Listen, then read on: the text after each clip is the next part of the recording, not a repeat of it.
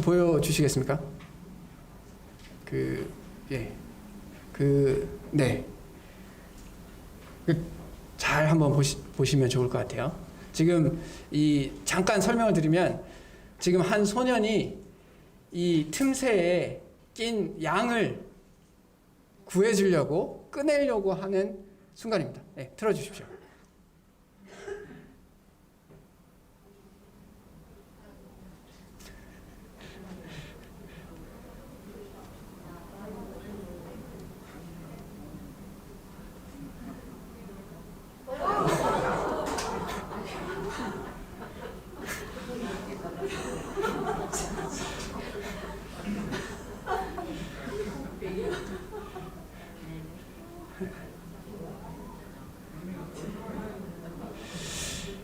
자, 제가 이 동영상을 이제 발견을 하고, 사실 이제 아내가 먼저 이걸 보고 이제 저한테 이제 보내줬는데, 제가 이것을 보면서 뭔가 좀 익숙했어요. 이게 남 얘기 같지 않구나. 이 양을 구해줬단 말이죠. 그 구덩이에서. 근데 다시 폴짝폴짝 뛰어서 다시 구덩이 안에 들어가는 걸 봐요. 이게 우리의 삶 속에, 나의 삶 속에서 그런 모습들을 우리가 볼 때가 있죠. 그리고 사실 성경에서 이런 모습이 계속 반복되는 성경책이 있습니다. 여러 성경책에서 이런 부분들이 반복되지만, 특별히 성경에서 죄 가운데 혹은 고통 가운데 있는 이스라엘 백성을 하나님께서 구원해 주셔요. 근데 다시 또 죄 가운데 거하면서 고통에 들어가게 됩니다. 구해줘요. 또 들어갑니다. 이게 계속 반복되는 것이 역사로 기록된 성경책이 있습니다. 사사기예요. 사사기는 사실 사사기 전체를 보면 사실 이 이야기입니다. 하나님께서 이스라엘 백성을 사랑해서 택하셨는데 그들이 하나님을 또 버리고 구덩이에 빠져버리는 거죠. 그럼 또 구덩이에 빠져서 하나님을 불러요. 하나님을 찾아요. 구해주십시오. 하나님이 구해주세요. 근데 다시 또 들어갑니다. 계속 반복돼요. 그래서 그 이유에 대해서 사사기의 맨 마지막 절에 이렇게 이야기합니다. 다시 좀 눌러주시면 감사하겠습니다. 네. 맨 마지막 절에 보면, 사사기 21장 25절에 보면, 그때 이스라엘에 왕이 없으므로 사람이 각기 자기의 소견에 옳은 대로 행하였더라 라고 이야기합니다. 사실 이게 우리의 모습과 참 비슷하다라는 생각을 해보게 됩니다. 그리고 우리가 계속 반복해서 하나님을 버리고 다시 하나님께 구함을 받고 다시 하나님을 버리고 다시 구함을 받고, 이것이 계속 반복되는 이유에 대해서 이스라엘에 왕이 없어서 그렇다라고 얘기해요. 그런데 이 말씀이 정말 이스라엘에 그때 당시에 사사가 있고 다 왕이 없어서 그랬을까요? 여기에 생략된 말이 있는 게 아닐까요? 정말 그때 당시에 왕이 있었더라면 이스라엘 백성들이 그러지 않았을까요? 우리가 그렇지 않았을 거라고 생각합니다. 왜냐하면 우리가 열왕기 상하를 보면 이 패턴이 또 반복되거든요. 북이스라엘 같은 경우는 하나님께 칭찬받는 왕이 한 명도 없어요. 그 말은 하나님 앞에 그들의 삶이 전혀 칭찬받을 것이 없다는 겁니다. 왕을 대표해서 그들의 영적인 상태를 하나님께서 평가하신 거예요. 그렇다는 건 왕이 있고 없고가 우리가 하나님 앞에 합당한 삶을 살고 그렇지 않고 하나님의 기쁨이 되고 안 되고가 아니라는 거예요. 특히 사무엘상 12장 12절에 이런 말씀이 있습니다.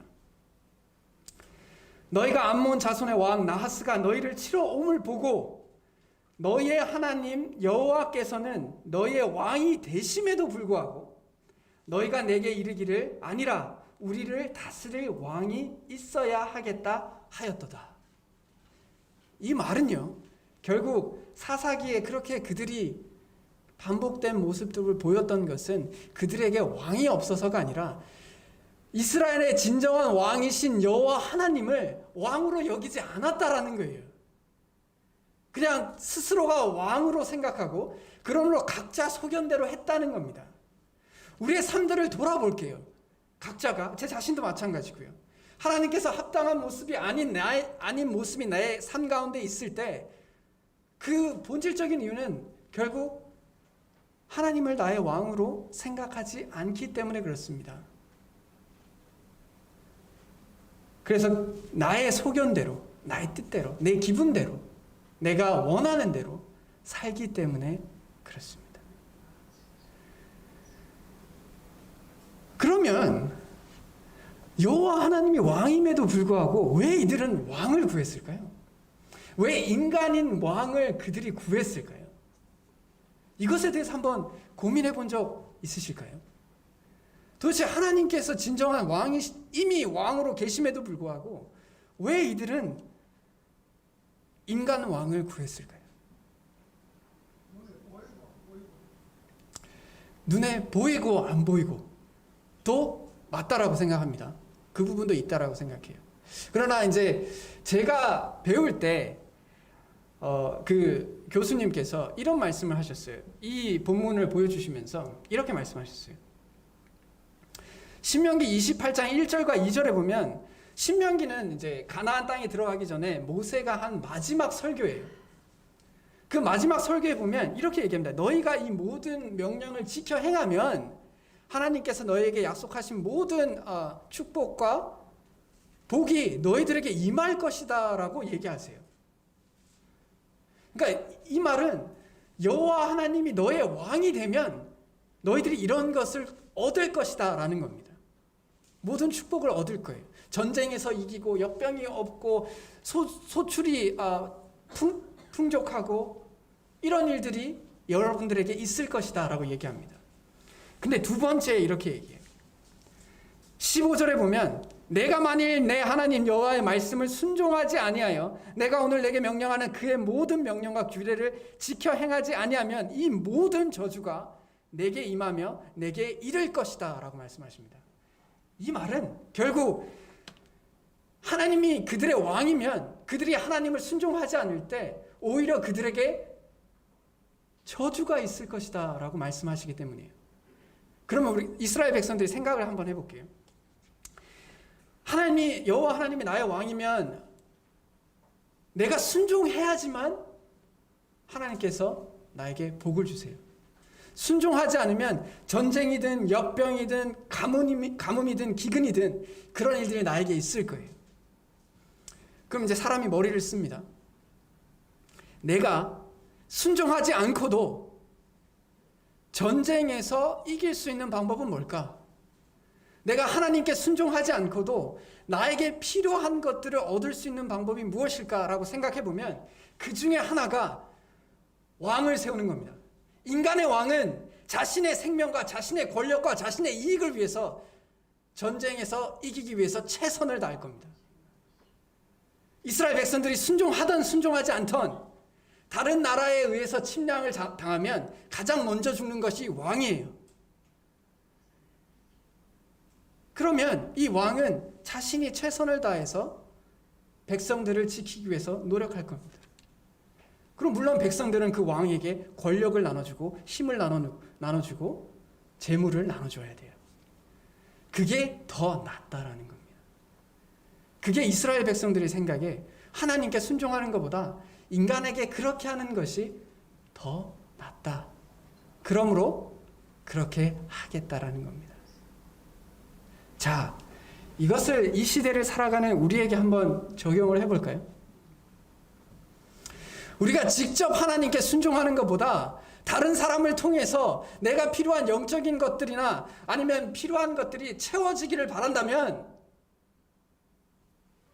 이스라엘 백성들이 그 왕을 이용해서 그들이 원하는 것을 얻었던 것처럼 우리도 똑같은 모습이 될 겁니다.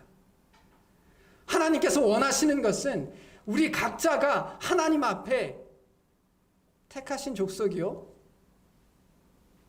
왕 같은 제사장으로서의 삶을 사는 겁니다. 우리 각자가요.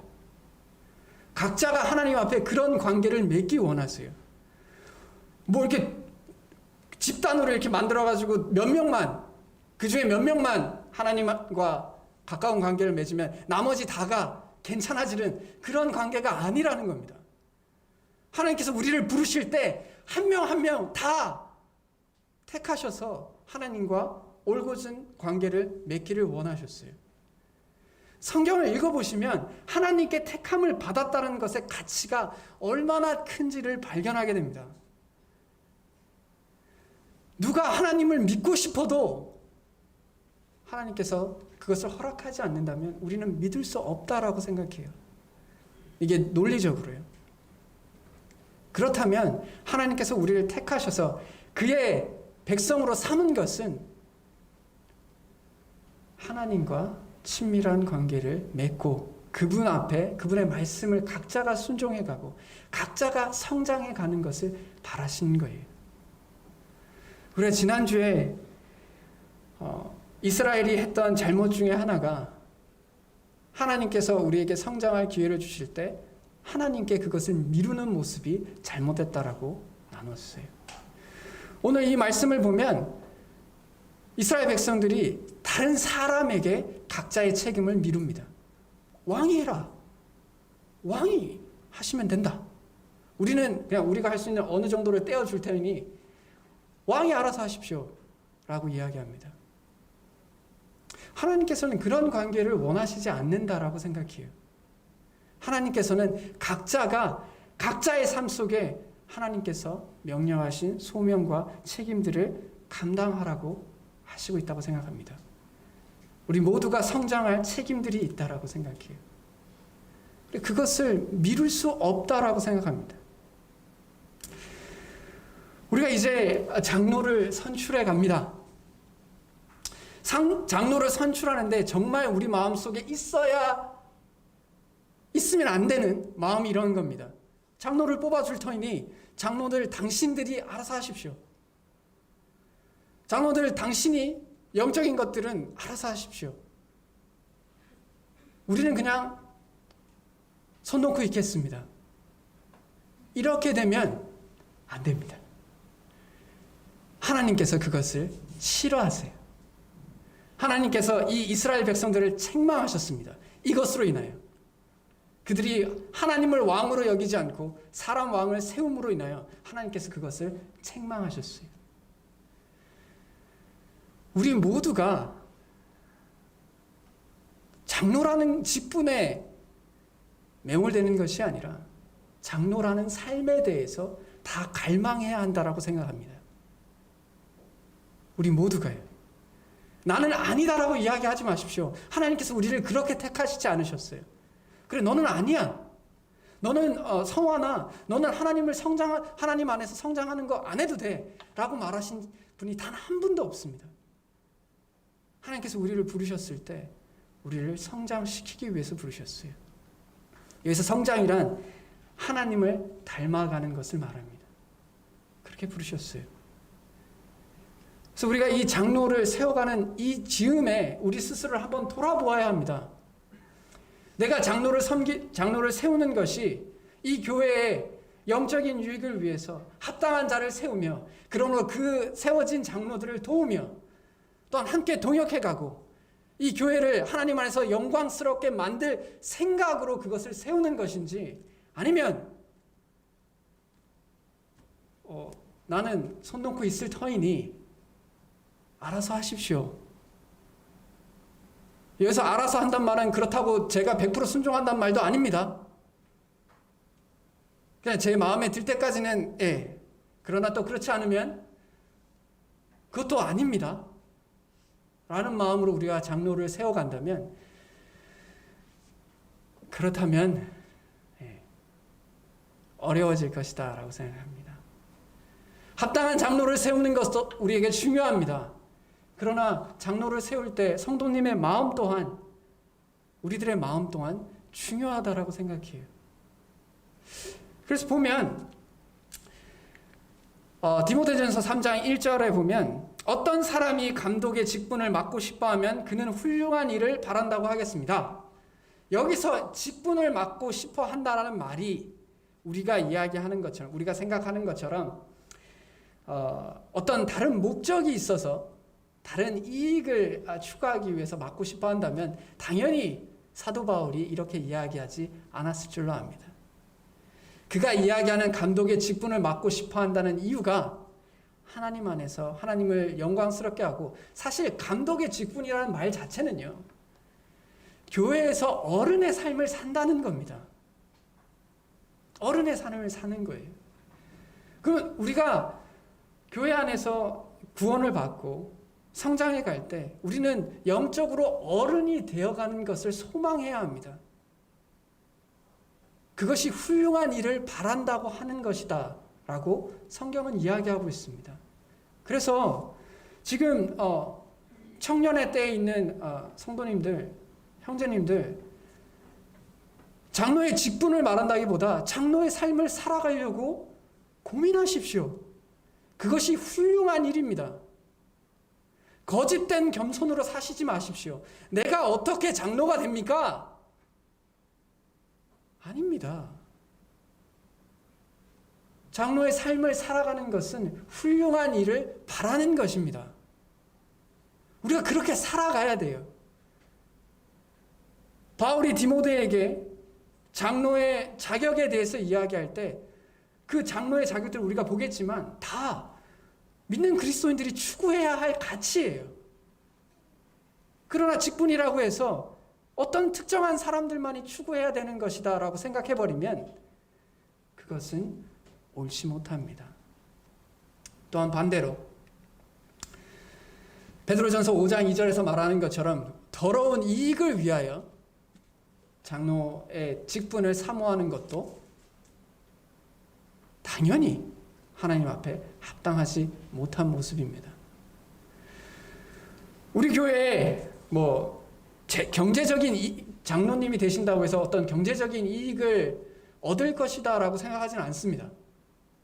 제가 아는 한, 모르겠어요. 제가 모르는 뭔가가 있을 수는 있겠지만 제가 아는 한 경제적으로 어떤 이익을 얻는다라고 하지는 않습니다. 그러나 더러운 이득이 경제적 이득만이 있는 것이 아닙니다.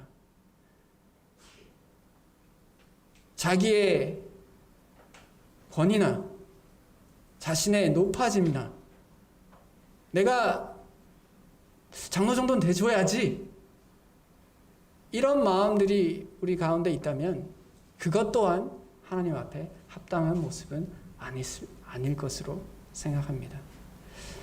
결국 우리는 하나님 앞에 순전한 마음을 가지고 내가 하나님을 사모하고 하나님이 나에게 참으로 존귀한 분이시므로 내가 그분을 위해서 살아가는 삶이 무엇일까라고 고민해보면 결국 장로의 삶을 사는 겁니다. 영적으로 어른의 삶을 사는 것이다 라고 생각합니다. 우리 모두가 그랬으면 좋겠습니다. 이 말이 모든 사람이 똑같은 영적인 성숙도가 되어야지 된다라는 말을 하는 것이 아닙니다. 적어도 이것이 가치 있다라는 것을 알았으면 좋겠다는 겁니다. 그래서 성장하기를 멈추지 않기를 바랍니다. 우리 모두가요. 그래서 오늘 말씀을 보면 교회 안에 어른의 모습은 이렇다라고 생각합니다. 맡은 자들에게 주장하는 자세를 하지 말고 양 무리의 본이 되라. 이게 답이라고 생각합니다. 양 무리의 본이 되라.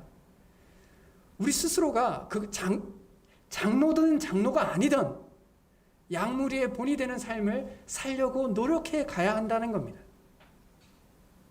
그러면 돼요. 그러면 교회에 무슨 문제가 있겠어요, 사실. 각자가 내가 다른 사람들에게 본이 돼야지. 이건 정말 멋진 일이야. 열정을 가지고 다른 사람에게 본이 되기 위해서 살아야지. 이렇게 하면 교회에 문제될 게 뭐가 있어요? 우리가 그런 마음을 품지 않았을 때 양무리의 본이 되기보다 나의 육신적인 모습이 더 나타나는 것에, 내가 원하는 것이 더 이루어지는 것에 마음을 든다면 그때부터는 교회는 어려울 수 있겠죠. 이 말씀이 모든 사람에게 지표가 될 수 있기를 바랍니다. 이제 디모데 전서 3장 1절부터 7절까지가 우리가 오늘 나눌 수 있는 말씀입니다. 그 말씀이 결국 장로의 자격에 대해서, 덕목에 대해서 이야기하고 있습니다. 그러나 이것은 모든 그리스도인들이 추구해야 할 모습이다라고 생각합니다. 한번 읽어보도록 하겠습니다. 디모데 전서 3장 1절,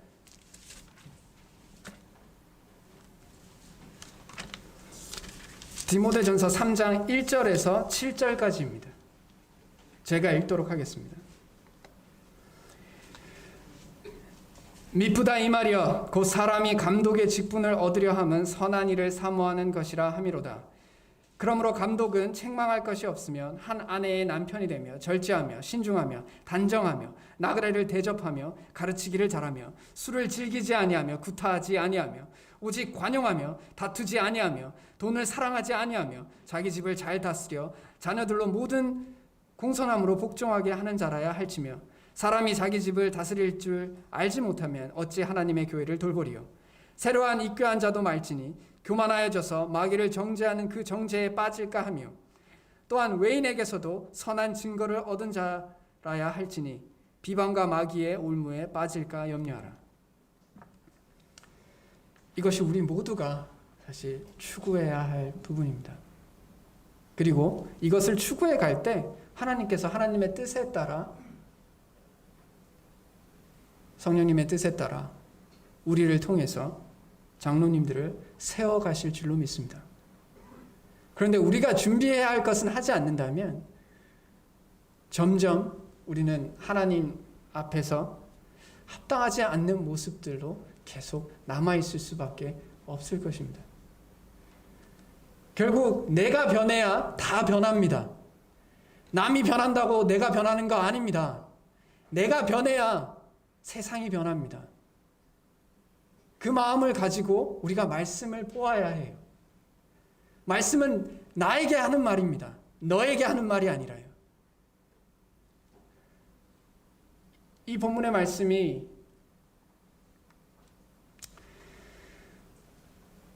모범에 대해서 어떤 모범들이 있는지에 대해서 이야기하고 있습니다. 첫 번째 모범은 인격적 모범입니다.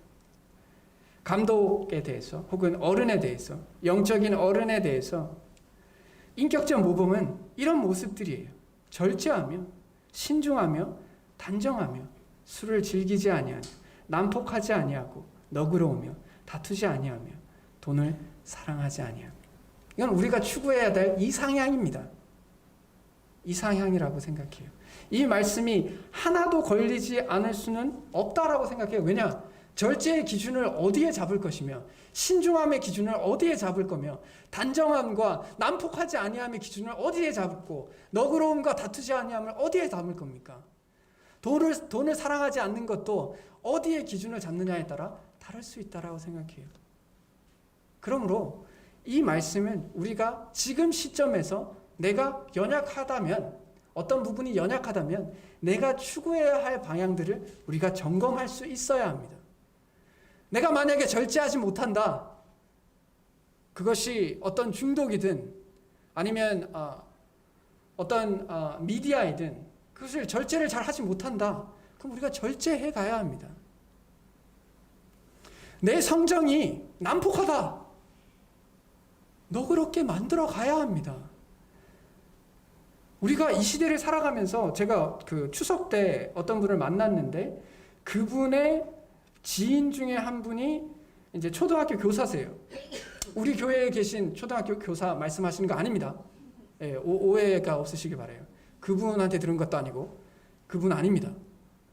다른 모임의 초등학교 교사분이 이제 학교에서 이제 가르치는데 부모들에게 이제 상담을 하면 아이들의 나쁜 점에 대해서 이야기할 수가 없대요. 부모들이 굉장히 기분 나빠한답니다. 공부를 못해도 공부를 못한다라고 얘기할 수가 없대요. 요즘 시대가 뭔가 자신의 사실이지만 자신의 자존감을 낮추는 말은 못 견디는 시대를 살아가고 있어요. 그러면 안 됩니다. 그러면 성장할 수가 없어요. 성경에서 왜 겸손하라고 얘기하냐면 내가 틀렸다라는 것을 인정하고 이제부터는 바른 길로 가야겠구나. 그것은 겸손이 없으면 안 돼요. 그래서 성경에서 그리스도인의 특징을 뭐라고 얘기하냐면 겸손이다라고 이야기합니다. 겸손하고 겸손해야 돼요. 우리는 틀렸다라는 것, 우리는 우리의 존재가 내가 계속해서 고집해서 내 자존감을 높일 만큼 대단한 존재가 아니라는 걸 좀 인정하고 살아야 합니다. 아, 나는 좀 틀릴 수가 있다. 괜찮아. 이제부터 성장하면 되니까. 근데 그 자리에서 머물러서 누가 뭐라고 하면 뭐라 해서 승질내고 부족하면 난 배째, 나는 더 이상 성장하고 싶은 마음이 없어. 이러면 어렵다 라는 얘기입니다. 그냥 우리가 다들 각자가 사업가라고 생각해보고 종업원을 구한다라고 생각해봅시다. 사원들을 구한다라고 생각해보세요. 어떤 사원을 구하겠어요? 실수가 있으면 실수를 인정하는 사원을 구하겠어요? 아니면 실수해도 난 실수한 게 아닌데요? 전 제 뜻대로 가겠습니다. 누구를 고용하겠어요? 하나님께서 누구를 쓰시겠습니까? 그럼 하나님께서 누구를 기뻐하시겠어요?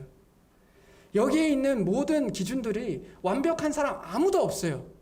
아무도 없다라고 생각합니다. 하지만 우리가 이것을 쫓아가는 것을 포기한 사람과 포기하지 않는 사람은 분명히 있다라고 생각해요. 그 차이는 분명하다라고 생각합니다. 그러므로 우리가 포기하지 않고 계속해서 그 길을 갈 수 있었으면 좋겠어요. 이건 정말 값진 일이다라고 생각합니다. 정말 아름다운 일이다라고 생각해요. 인격적 모범뿐만 아니라 가정생활의 모범도 있습니다. 자기 가정을 잘 다스리라 라고 이야기합니다. 여기서 이 말씀이 사실 자녀를 가진 형제 자매님들에게는 참으로 무거운 말씀이다 라고 생각해요. 왜냐? 제가 아는 분 중에 존 파이퍼라는 분이 계세요. 미국에서 영적인 거장 중에 한 분이십니다. 지금도 살아계시고 많은 분들에게 영향력을 미치고 있는 분이세요.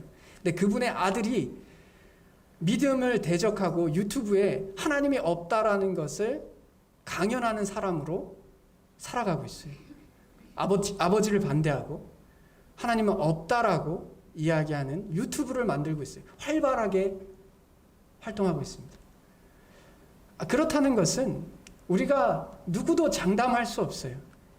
자녀가 믿음을 가지고 믿음 안에서 책망받을 것 없이 성장하게 되는 것에 대해서 우리가 누구도 자랑할 수 없고 누구도 장담할 수 없습니다.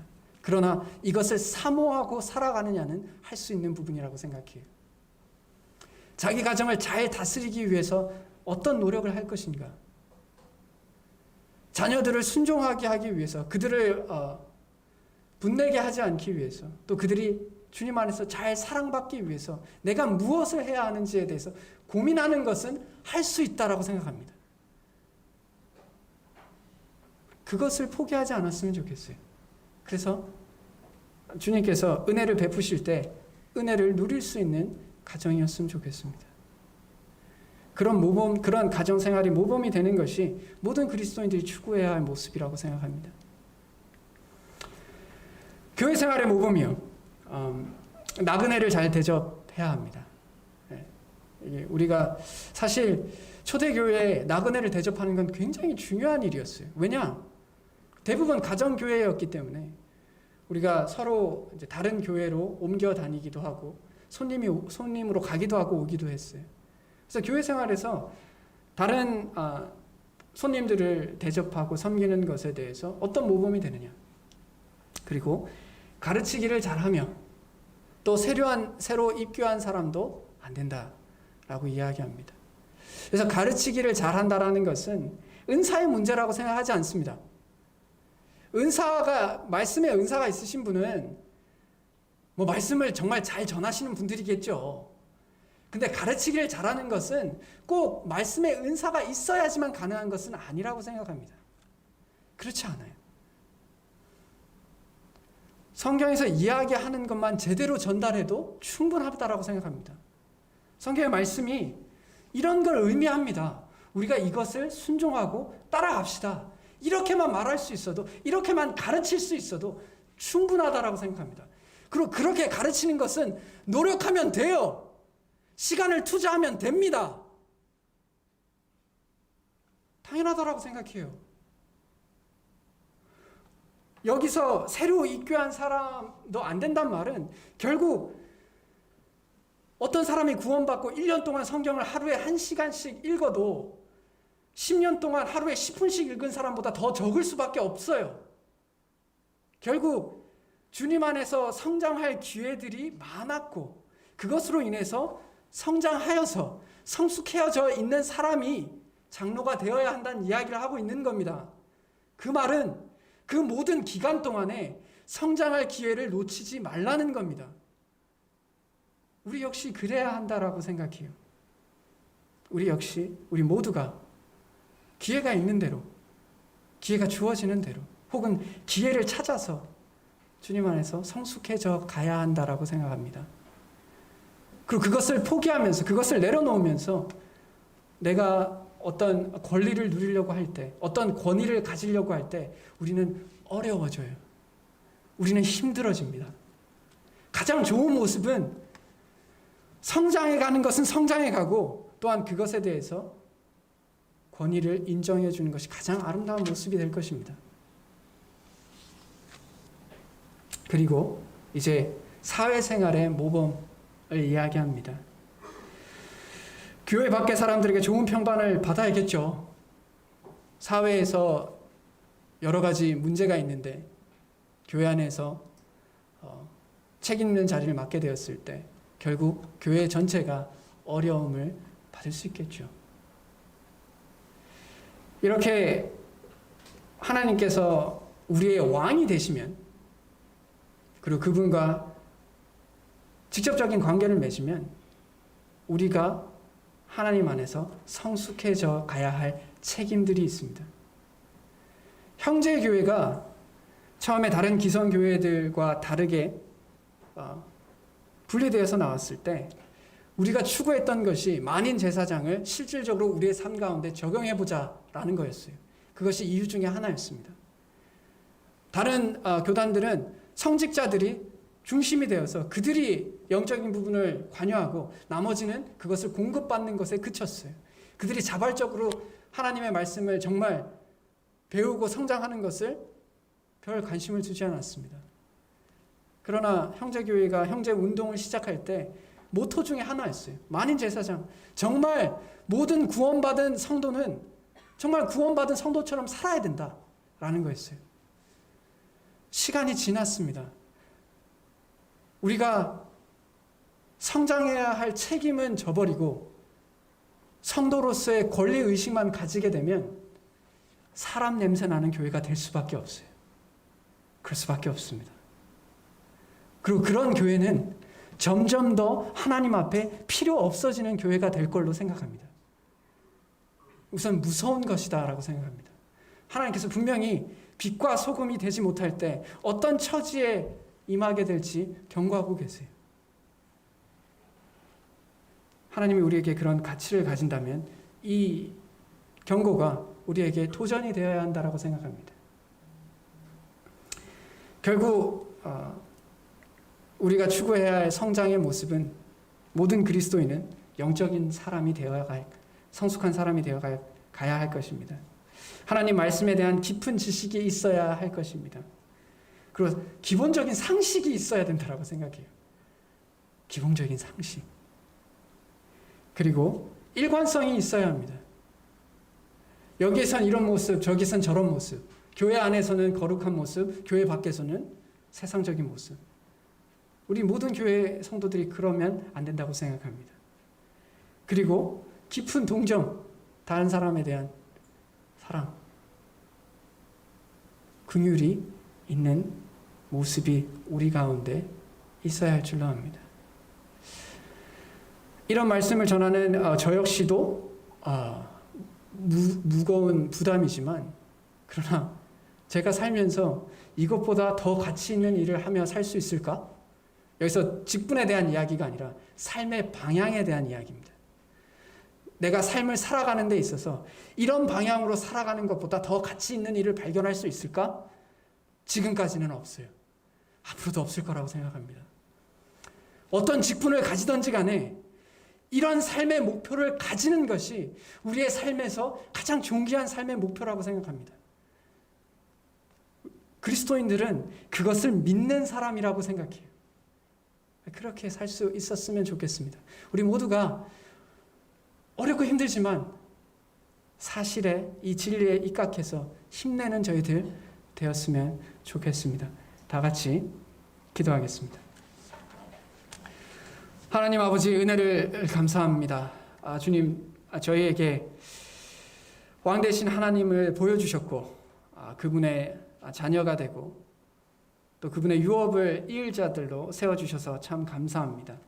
주님께서 택하신 그 택함이 결코 허투루 돌아갈 수 없는 것을 기억할 때 주님께서 저희를 택하신 그 소명과 또한 그것으로 인해서 우리에게 주어진 책임들의 무거움과 또한 신성함과 거룩함과 그 존귀함을 우리가 깨닫게 도와주시기를 원합니다. 세상이 바라보는 그리스도인의 모습처럼 우리를 착각하지 않게 도와주십시오. 세상은 결국 돈과 권력입니다.